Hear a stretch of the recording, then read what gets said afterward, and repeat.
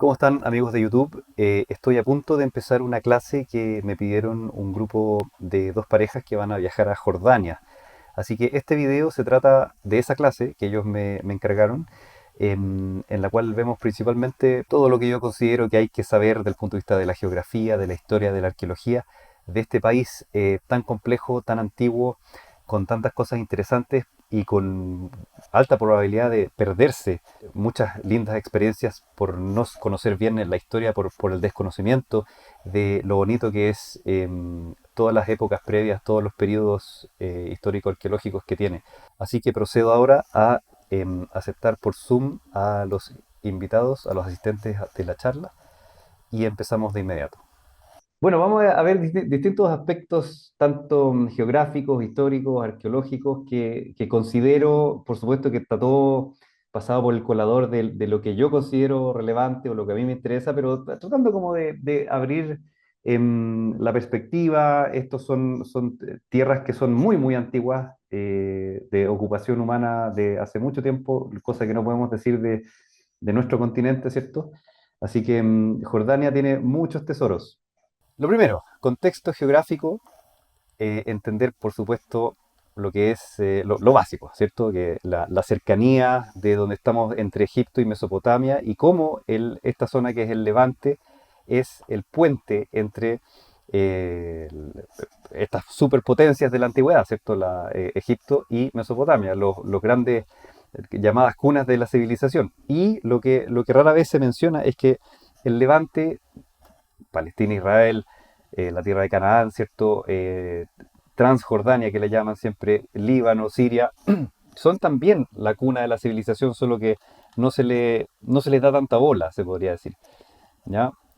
Pero es el hecho de que son el puente de conexión lo que le confiere esa importancia tan importante. Es súper importante para entender la geografía de Jordania las placas tectónicas, ¿ya? ¿Y por qué las placas tectónicas? Ya lo vamos a descubrir principalmente conocer la gran placa africana, ¿cierto? Que parte de eso está debajo de una mitad del mar Mediterráneo. La placa somalí que prácticamente se está separando como un trozo aparte de África, algún día quizá va a estar en otro lado.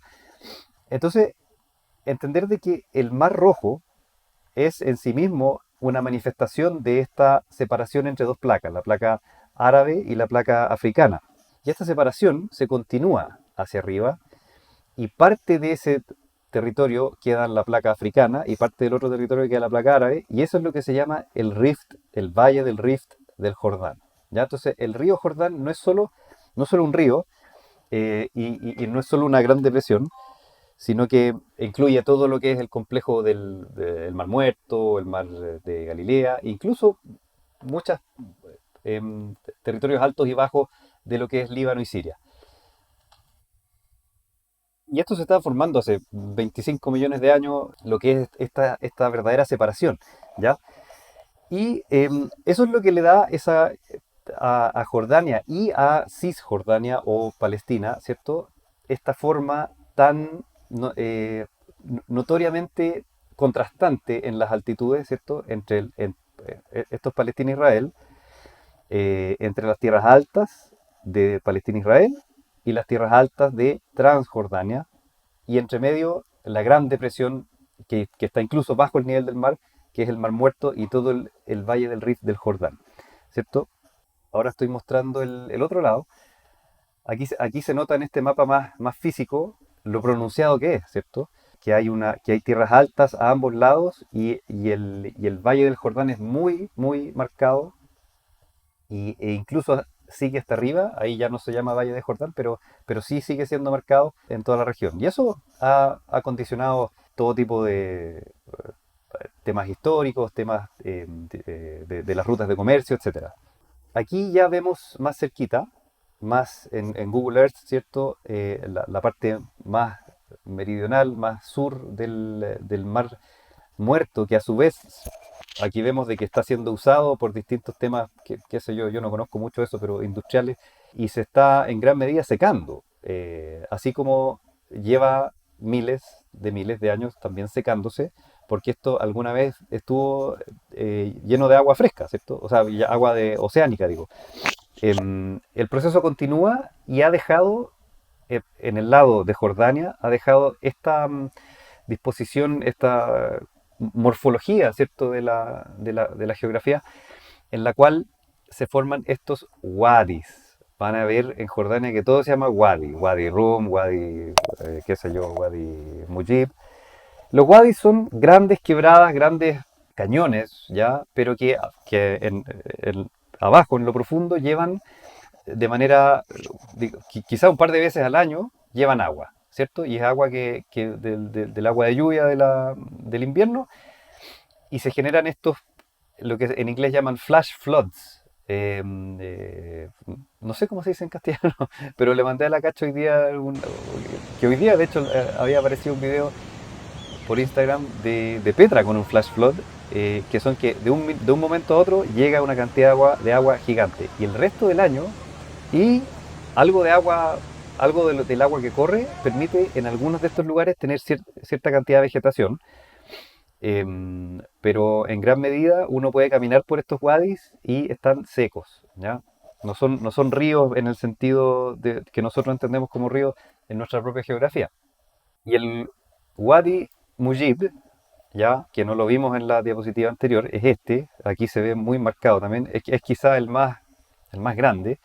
También es una separación importante entre la parte norte y sur de Jordania por la dificultad natural que tiene de cruzarlo. Entonces, cada vez que uno cruza esto es un problema. Uno cree mirando el mapa en dos dimensiones de que va a ir de un lugar a otro, y tiene que hacer todo eh, ya sea una vuelta por fuera o una serie de curvas. Este no es el Mujib. Aquí vamos a ver en hartas fotos de Víctor Toledo Senior, el cual está aquí. Y este es uno de los wadis, y este es un trekking que hicimos y como se fijan, desde la zona de la meseta, ¿cierto? El plató de Transjordania, que es donde ocurre como toda la acción, se podría decir, hacia, bajando por un wadi, esto siempre cuando uno baja en dirección a la zona del Mar Muerto, que es esto, lo que se ve acá, detrás de toda la como bruma, sería el Valle del Mar Muerto, y son escenarios bastante espectaculares. Y esto es como, no sé si lo inventé yo, pero es una manera que a mí me sirve para entenderlo, que son como las tres Jordanias, ¿ya? Que son como tres áreas ecológicas separadas, por decir. La primera sería el valle mismo, ¿cierto? El lado jordano del valle del Jordán.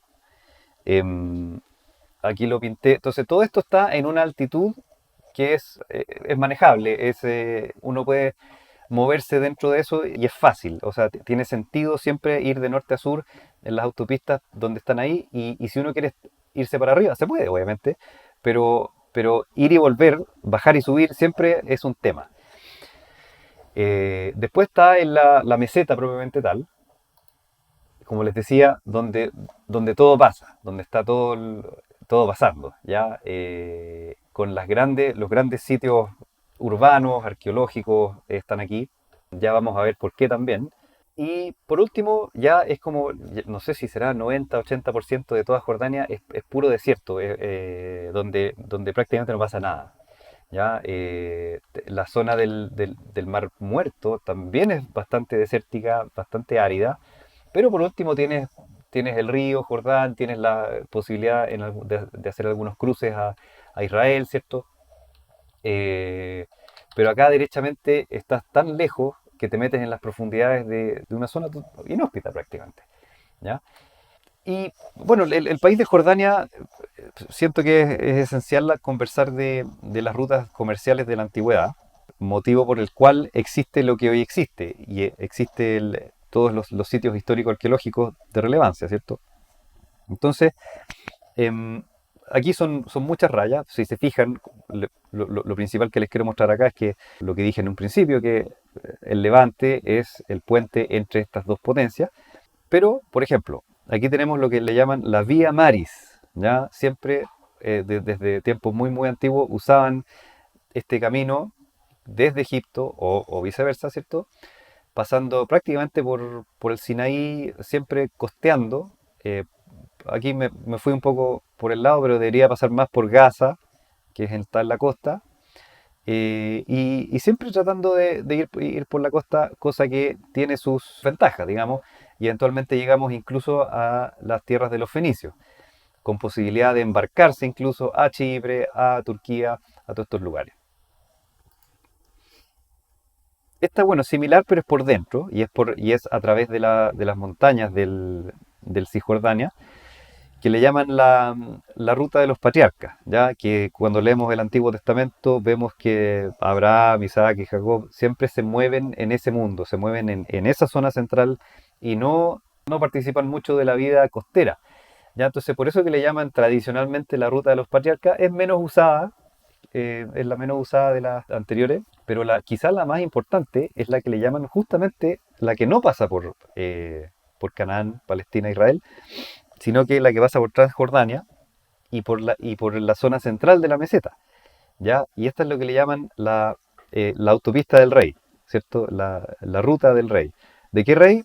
No se sabe, pero lo lógico es asumir de que esto es de la época del Imperio Asirio, ¿ya? Entonces, vamos a ver de qué manera esto se conecta con todos los lugares de interés, ¿ya? Entonces, la gran diferencia entre la meseta de Transjordania y las montañas de Palestina es que, a ver si podemos volver aquí, estas montañas son bastante irregulares, es difícil caminar por encima de esto, y esto podríamos decir que es más plano.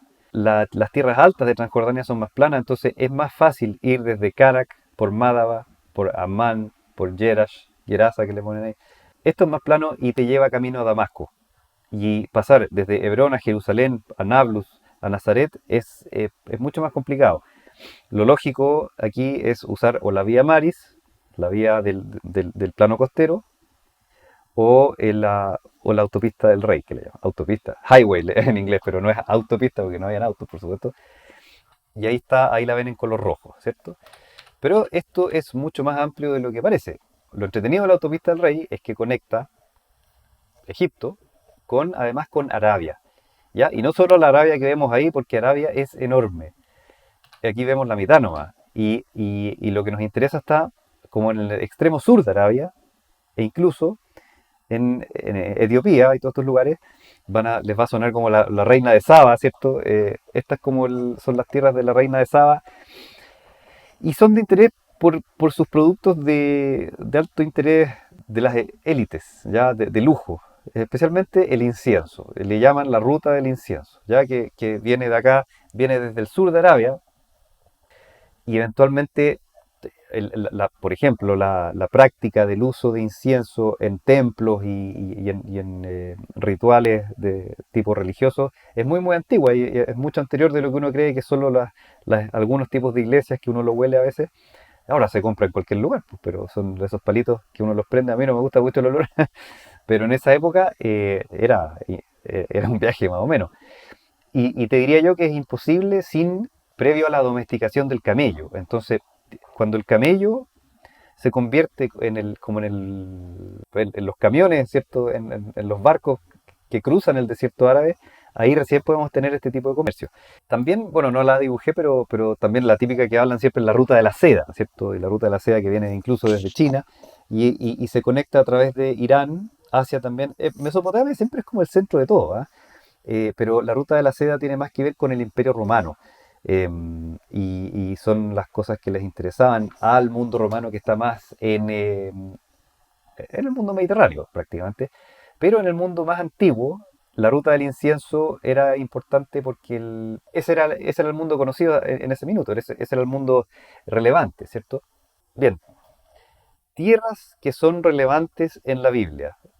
Me pareció importante al menos mencionar esto. ¿Ah?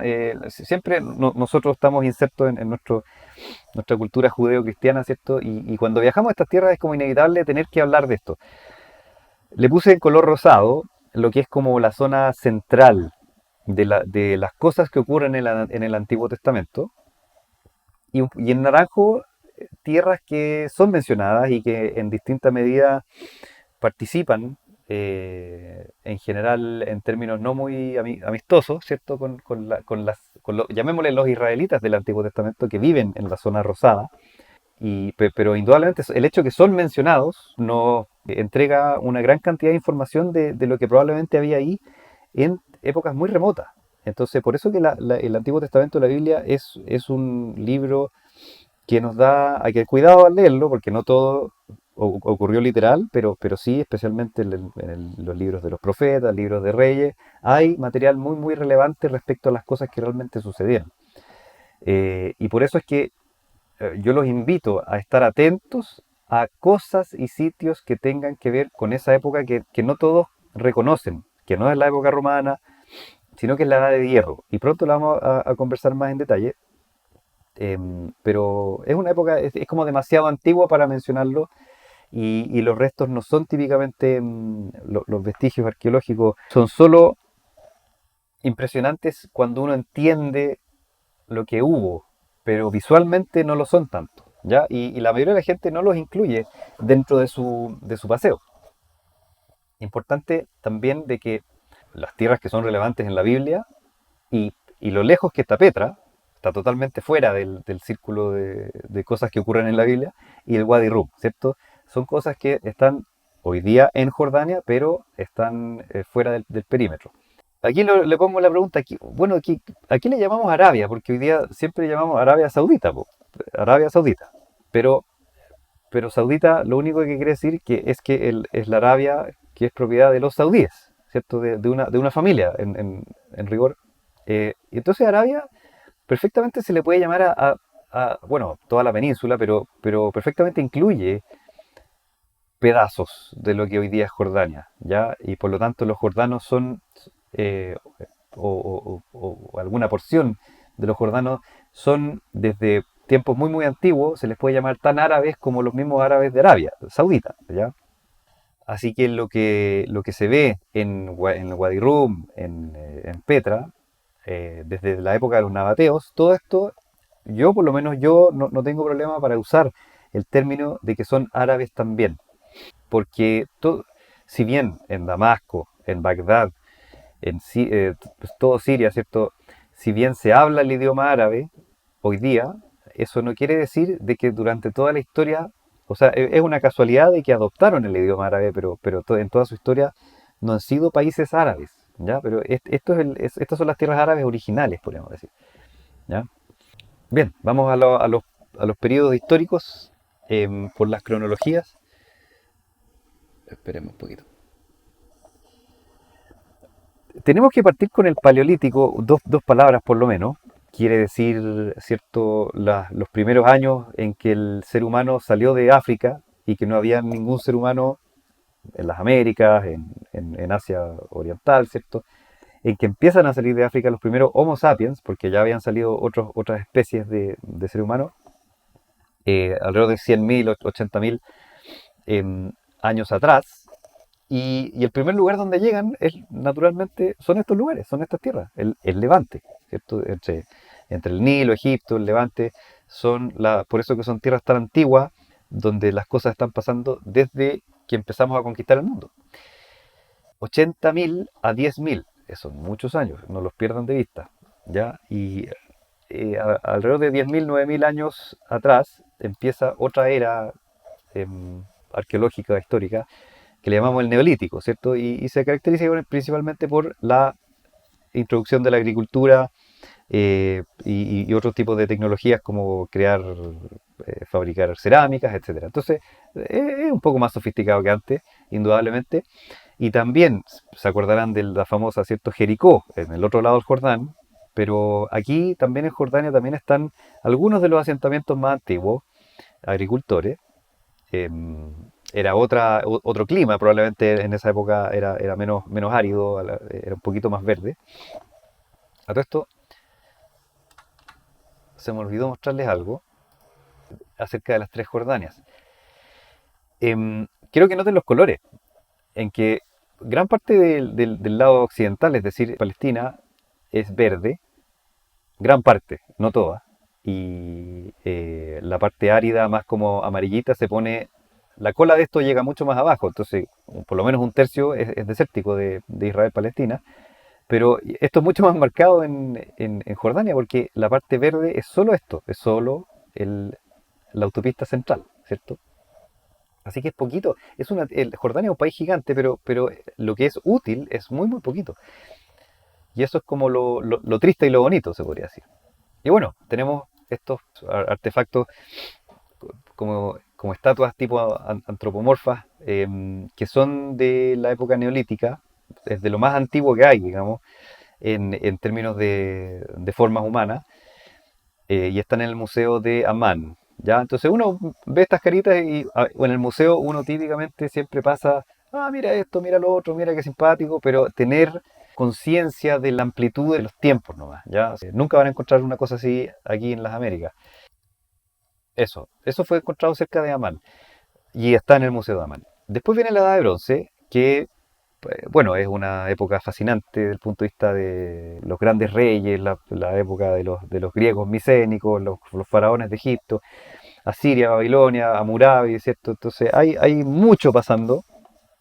Jordania queda un poquito marginal dentro de todo esto, todavía no entra en el sector de los más importantes, pero sí, incluso desde el neolítico, por ejemplo, en el fondo va a compartir el mismo valor que tiene Palestina, en otras palabras, porque se producen productos de alto valor, por ejemplo, el aceite de oliva. Hay hartos asentamientos de la edad de bronce, de prácticamente industrias de aceite de oliva, cosa que los mesopotámicos y los egipcios no tenían. Entonces, por eso que se hace relevante, al menos en esta época. Y también mencionar de que dejarlo como una pregunta abierta, dado que van a visitar el Monte Nebo, que es esta visión privilegiada del Valle del Jordán, si es que ocurrió o no el éxodo de los israelitas de Egipto. Si es que ocurrió, estaría datado como 1200, 1300, 1400 antes de Cristo. Yo soy de los que cree que no fue un hecho histórico, pero ya que estamos en el lugar, ya que estamos con Moisés, vale la pena mencionarlo, que es en este periodo, en la Edad de Bronce tardía. ¿Ya?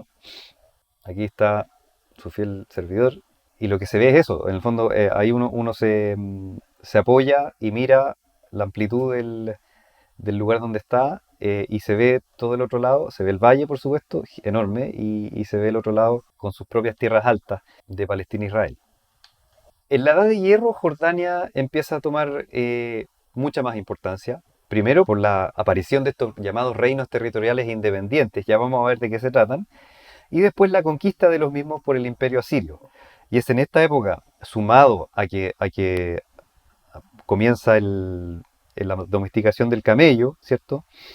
En que el imperio asirio tiene intereses en estas tierras y en estas rutas comerciales. Y con los reinos territoriales me refiero a esta típica imagen que vemos inspirada en toda la historia bíblica, la cual, o sea, están todos los vestigios, están todas las evidencias de que todo fue así tal cual. El reino de Israel en el norte, con capital en Samaria, cerca de Nablus hoy día, el reino de Judá, con capital en Jerusalén. Estamos hablando aquí del año 800 antes de Cristo, que es lo que tú me preguntabas. Y al otro lado tenemos el reino de Amón, que obviamente nos recuerda a la ciudad de Amán, y el reino de Moab. La frontera entre ambos es una frontera natural y es obviamente el Wadi Mujib. Y el reino de Edom, que nunca, todo esto, digamos, las fronteras están en permanente cambio, nunca es tan fotográfico como lo vemos acá, es mucho más suelto, pero hay presencia como de estas entidades a ambos lados del valle, y uno puede visitar algunos de estos sitios, en particular la ciudadela de Amán, que lo que más llama la atención son los restos como de la antigüedad clásica, los restos romanos. Debajo de esto, y aún pueden verse, están los restos de la Edad de Hierro. También hay un sitio que prácticamente nadie va, nadie visita, que es Dibón, pero no es un sitio turístico. Pero si es que uno está atento a eso, lo puede visitar, y por lo menos a mí fue absolutamente fascinante para mí. En parte porque porque en Diván se encontró esto, que es uno de los artefactos de la llamada arqueología bíblica más relevantes de todos los tiempos, ¿cierto? Que es la estela moabita o la estela del rey Mesha, ya Mesha de Moab. Cuando vean cosas en los museos, tienen que estar atentos a este tipo de escritura, porque es prácticamente hebreo fenicio, ¿ya? Se escriben con un alfabeto prácticamente el mismo. Los moabitas hablan hebreo, escriben hebreo, que es una evolución del alfabeto canaanita también. No es que, no por decir de que escriben o hablan hebreo, significa que mucha gente lo dice que resulta que son judíos, ¿ya? Entonces eso hay una serie como de confusiones con eso. El hebreo es un idioma que se habló en esa zona a ambos lados del Jordán, y por eso que también quería mencionarles que hasta dónde llega Arabia. Si se fijan, aquí, ¿por qué yo no les llamo árabes a los que están arriba? Porque están en otro mundo cultural donde se habla los distintos dialectos del idioma hebreo, en la Edad de Hierro al menos, ¿ya? Entonces, no, en los tiempos muy muy antiguos no se hablaba árabe en Moab Amón. Y bueno, este es como según la Biblia, y muchos de estos reyes de Judá y de Israel están bien documentados por textos contemporáneos de la época antigua, ¿cierto? Así que son monarquías independientes con una historia muy, muy rica. Y en definitiva es aquí donde nació el Antiguo Testamento. En el fondo es en el contexto de estas monarquías donde nacieron estas escrituras, y son ellos los que frecuentemente entran en contacto y en conflicto con los moabitas y con los amonitas. Son los israelitas bíblicos, son los judaítas bíblicos los que entran en contacto con ellos. También porque el reino de Israel en distintos momentos también ocupa una porción de Transjordania, al otro lado del río, ¿cierto? Y de eso se trata esta estela, efectivamente, que de hecho está en París, no está, no la van a encontrar en los museos de allá, pero es importante entender de que de ahí viene, y que en el Louvre de París está en un lugar privilegiado porque es tan importante. Y lo que dice la escritura, ¿sí? Y lo que dice la No, lo que te escritura, quería preguntar ¿sí? es que en el fondo el Antiguo Testamento es como una épica que inventan ellos, estas culturas como fue la Eneida, como fue la Odisea, para generar como una historia, una identidad. Sí y no, porque el Antiguo Testamento está compuesto por libros de muy diversa naturaleza, muy diverso género literario. Entonces tenemos Génesis, Éxodo, Levítico, Deuteronomio, Números, tenemos Reyes, el primer libro de Reyes, Crónicas, tenemos los libros proféticos, hay libros más poéticos, más de sabiduría. Entonces, en particular si nos fijamos en los libros de Reyes, primer libro de Reyes, segundo libro de Reyes, tienen un tinte un poco más histórico, con, como con influencias teológicas, teologizadas, ¿ya? En el fondo al rey tanto le pasó tal cosa mala porque se alejó de Dios, ¿me entiendes? Pero probablemente no le pasó por eso, sino que le pasó porque las cosas malas ocurren, ¿no? Así que ahora, Génesis, Éxodo son, obviamente, o sea, Génesis habla del principio del universo, del principio de la Tierra, entonces tienen otro tinte. Este es Dibón, ¿ya? Si se fijan, los restos de la Edad de Hierro están justo debajo de la Tierra, justo. Y los restos de la Edad de Bronce, cuando los hay, están un poquito más profundo incluso. Pero aquí claramente hubo algo, y algo monumental, pero no hay nada que ver. Si es que ustedes van buscando algo, no van a encontrar nada, pero aquí hay una ciudad muy, muy importante, destruida hace mucho, mucho tiempo, y esa es la gracia. Esto está en la ciudadela de Amán. O sea, hay como un mini museo ahí arriba, donde uno puede ver algunos artefactos, y si se fijan en la escritura, es ese mismo tipo como de hebreo o fenicio. Puede usarse de manera intercambiable el tipo de escritura. Cuando uno ve eso, significa que estamos hablando de la edad de hierro. Ahí dice Iron Age, ¿cierto? Porque todo lo que vemos después, las épocas siguientes, el griego y el latín van a reemplazar todo. Luego viene la época de los grandes imperios de la antigüedad, que parte desde el... De hecho, si es que incluso partimos con el imperio asirio en la diapositiva previa, pero esto se continúa con el imperio babilonio y el imperio persa. Esto lo vamos a pasar rápido. Cada uno de estos momentos es tremendamente fascinante y merece una presentación por sí solo. Pero en Jordania disminuyó quizá como de importancia, de centralidad en esta época. Se siguió usando la autopista del rey, autopista le digo yo, y luego vuelve como a tener gran relevancia en los imperios helenísticos posteriores a las conquistas de Alejandro Magno. Y ese es el momento en que estamos hablando en que aparece el reino nabateo con, no sé si llamarle capital, pero con este centro tan importante del comercio que es Petra. Estamos hablando del año 200 y 100 antes de Cristo y se mantiene por bastantes siglos. Y no sé si le suena la Decápolis. Ya, veamos la Decápolis primero, que son Deca es 10, ¿cierto? Y que son las 10 ciudades de el periodo helenístico y romano. ¿Y qué cosa tienen en particular? Es que son griegas, son para todos los efectos griegas, helenísticas, ¿cierto? Las, las ciudades que están como más en rojito no son como puramente griegas, sino que son judías, o sea, podemos llamarle judías, especialmente el siglo II, I antes de Cristo, pero la particularidad de las ciudades, de las 10, es que eh, son griegas y después se convierten en romanas, ¿ya? Filadelfia, de hecho, es el nombre de la época romana, y griega y romana, de Amán. Y hay una en particular que es Citópolis, que está en el lado de donde ahora está Israel. También son sitios, cada uno de estos son sitios romanos súper importantes y súper impresionantes. Quizá el mayor de ellos, el que está mejor conservado, es Jerash, aquí escrito como Gadara, no sé si griego o latín. Así que esa importancia de la Decápolis. Esta es una foto, bueno, de Petra. Aquí no está como el llamado monasterio o el tesoro, ¿cómo le llaman? La tesorería. Lo importante es que hay que estar atento como a todo lo otro que hay. O sea, también, ¿no? Son súper impresionantes esos dos sitios, pero esto es una ciudad y una ciudad que en gran medida tiene claros elementos arquitectónicos helenísticos y eso se nota, ¿ya?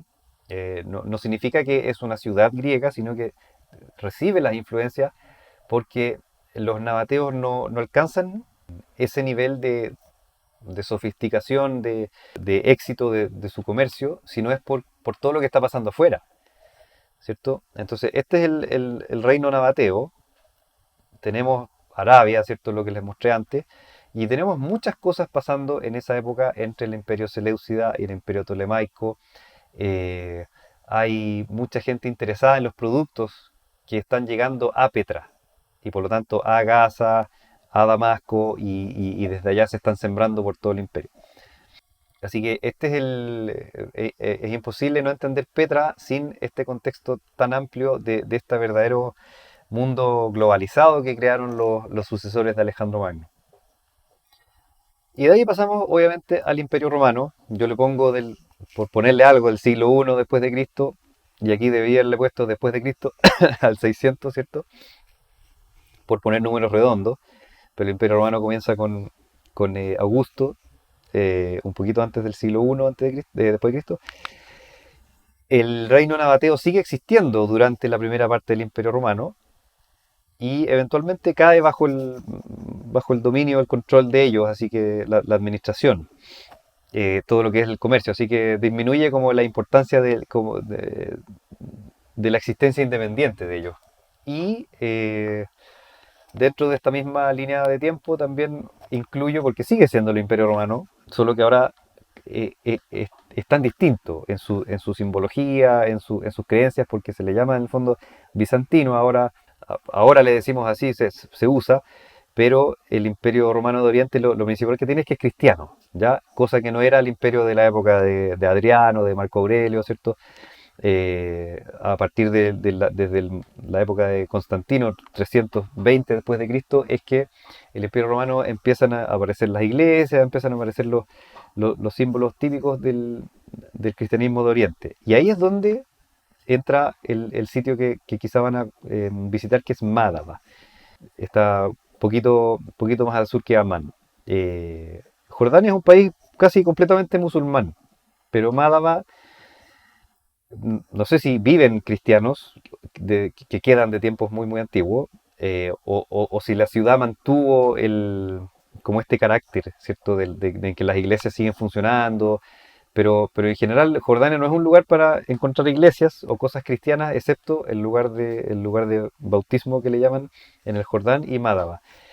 Em, Así que, bueno, este es Jerash, la clásica plaza de las columnas, y la iglesia de Mádaba, que le llaman, ¿cierto?, la capital del mosaico, ¿ya?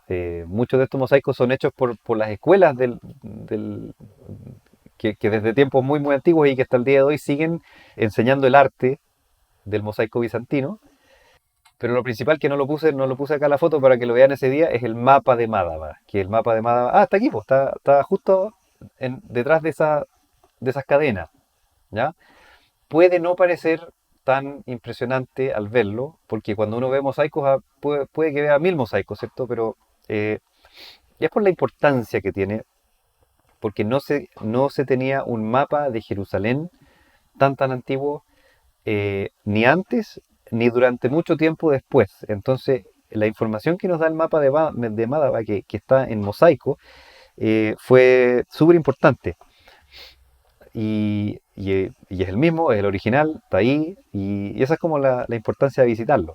También hay un parque arqueológico en Mádaba donde hay más mosaicos de distintas épocas, eh, que vale la pena ver, ¿ya? Pero siempre teniendo en cuenta en qué época estamos parados, ¿cierto? Entonces aquí, cuando se hizo el mosaico de Mádaba, el mapa, si no me equivoco, es del siglo VI después de Cristo, entonces en plena época bizantina, como les decía. Bien, y ya estamos entrando en eh, también uno de los periodos que menos le llama la atención a la gente occidental al momento de visitar Jordania, pero obviamente no deja de ser, y dejó una marca, una huella gigante en Jordania, que son los imperios árabes islámicos, partiendo con los califatos abasí, que tiene capital en Bagdad, y luego esta época un poquito más turbulenta entre que se peleaban y se intercambiaban entre ellos mismos los dominios de la región, entre los fatimíes de Egipto, los turcos Seljuk, que no son los seleucidas del imperio helenístico, son los turcos Seljuk. Y obviamente en respuesta a todo eso que está pasando, vienen los cruzados desde Francia, Alemania, y se quedan efectivamente en Palestina, no necesariamente solamente al lado occidental, sino que también tienen una ocupación en el lado oriental, que es Transjordania. Y ahí es donde está el castillo de Kerak, que es reutilizado después por los ayubíes. Los ayubíes son los sucesores de Salahuddin, Saladino, quien prácticamente es el que expulsa a los cruzados, a los cristianos de Jerusalén y de gran parte de Palestina. Y el muy importante imperio mameluco, que gobierna desde Egipto. Importante porque dejó una gran marca también en temas de construcciones y eh, eso principalmente, a ambos lados del Jordán. ¿Ya? Después viene, a partir del año 1500, viene el periodo otomano, eh, en que Jordania tuvo una importancia muy menor. Ya dejó en el fondo hay pocas cosas del periodo otomano que valga la pena mencionar. Aquí no mencioné algunos de los sitios que quizá van a visitar o quizá no, pero hay castillos y hay palacios de la época de los imperios árabes islámicos que van a estar en su camino y que puede que se bajen a visitarlo, ¿ya? Em, y aquí ya estamos terminando con lo que fue el término de la Primera Guerra Mundial, en que los británicos expulsan a los otomanos de la región de todo el Levante, todo el Medio Oriente en realidad. Sacaba la presencia otomana en el Medio Oriente y se crea esta forma tan extraña que si uno siempre ve la forma de Jordania, tiene una forma muy rara. Habría sido el mismo Winston Churchill antes de su principal actuación en la Segunda Guerra Mundial, sino que tenía una función durante la Primera Guerra Mundial en el Medio Oriente. Así que esto tiene una razón de ser que no me acuerdo cuál era, pero si se fijan aquí, lo que era la Palestina a ambos lados del Jordán tenía que conectar con el mandato británico de Irak y después tuvieron que hacer un tratado ahí con los saudíes y por eso quedó como esta forma. ¿Ya? Esta forma no duró mucho porque también se vieron en la necesidad de ceder todo el este a uno de los emires de los Hashemitas, momento en que se convierte en el Emirato de Transjordania. Y nunca se llamó Jordania, y eso es lo interesante, se llama Transjordania, y son los occidentales, los europeos, los que le pusieron Transjordania al lugar. Eh, Se genera este Emirato que existe entre 1921 y 1946, momento en el cual en el ya 47-48 se retira absolutamente la administración británica de Palestina y la influencia británica de Jordania, porque ya hay un emir, pero sí está totalmente influenciado por la presencia británica. Y lo que pasa ahí es que estalla la guerra entre los países árabes y el recién formado, que de hecho estamos a pocos días de que se celebre la independencia de Israel, que es este momento, cuando se declara la independencia de Israel, pero ahí también es cuando parte la guerra del 48 y las cosas terminan así, en que este es el momento en que Jordania se empieza a llamar Jordania y no Transjordania. En otras palabras, Jordania a ambos lados del Jordán, no solo Transjordania, sino que con Cisjordania, porque queda bajo ocupación administrativa y militar la Palestina de Cisjordania, que hasta donde yo sé, antes nunca se llamó así, ¿cierto? Incluyendo una mitad de Jerusalén, y eso se mantuvo hasta el año 67, entonces entre el 48 o 49 y 67, Jordania tenía un pie al otro lado, el rey, ¿cierto? El rey de los Hashemitas. Y después viene, bueno, la ocupación israelí de Cisjordania a partir del 67, y ahí estamos en veremos desde ese entonces, pasando por los tratados de Oslo. Ahí estamos en la época de Palestina más que de Jordania. Pero quedó como eso, en el fondo. Ese es el motivo por el cual Jordania se llama así y no Transjordania. Y esta sería la última. Más que nada para que conversemos qué cosas llamaron la atención o sus dudas. O sea, mira, hay que, ojalá lo que les haya tratado como de transmitir de que existen estos periodos previos y en particular la Edad de Hierro, ¿ya? Porque Jordania fue muy importante en la Edad de Hierro por la presencia de estos reinos territoriales, y no se les olvide cuando estén en los museos estar atentos a esos artefactos y a esas ruinas de esa época. Y también con el Imperio Asirio, que en ese momento es cuando cobra relevancia esta ruta más por encima de las otras.